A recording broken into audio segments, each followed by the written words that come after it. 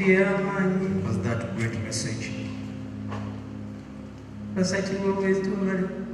Pastor Isaac Tuwewesi, thank you for coming. Doctor, thank you so much. Dr. Omumbejja Nyongini, our beloved parents, we are going to stand.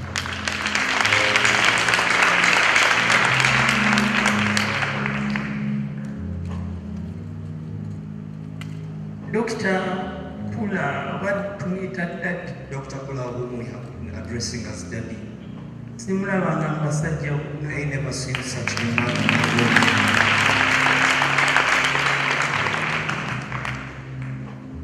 He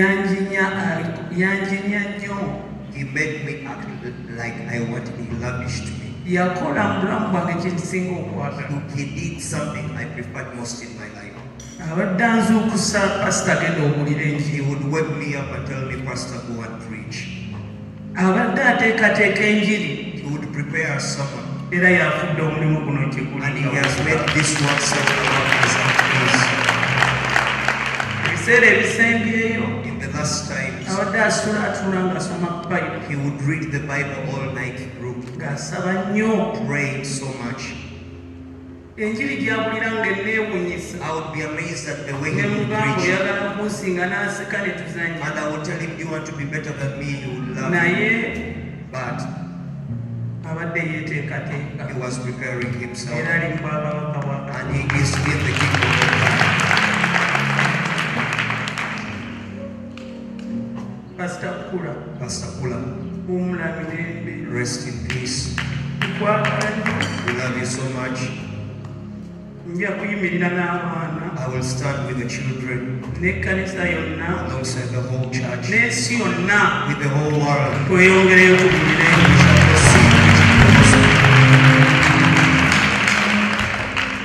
Dr. Sarah, Mrs. Kawoya, Mr. Kawoya, the wife, and everyone. People really stood in for me. Honorable Utaya, all of you, our beloved parents, may the good Lord massively bless you.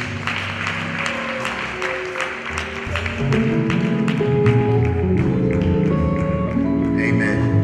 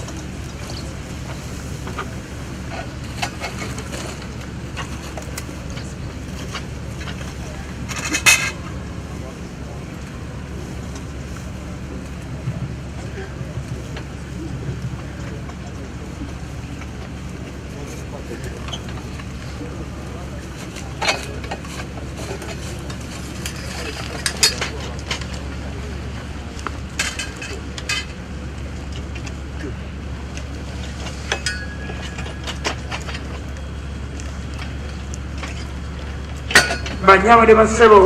Ladies and gentlemen, Mpe edakika ntono. give me a few minutes Tuwerekere Tom. so we can accompany Tom. Abani waffe. Taata waffe. Our father, Mukwano gwaffe. our friend, Omuweereza wa Kristo. servant of Christ. Bayibuli yeegamba The Bible teaches nti kubanga tumanyi that because we know nti ennyumba yaffe eno ey'ensiisira, that this house of us which is temporal, ennyumba yaffe eno erabibwa nga eriwo ennyo naye nga eri mu foomu yakasiisira, this house which is shown as if it's everlasting yet it's temporal as a heart, egenda kwabizibwa. it shall be broken. Bayibuli eyita omubiri gwaffe akasiisira. The Bible refers to our body as a heart.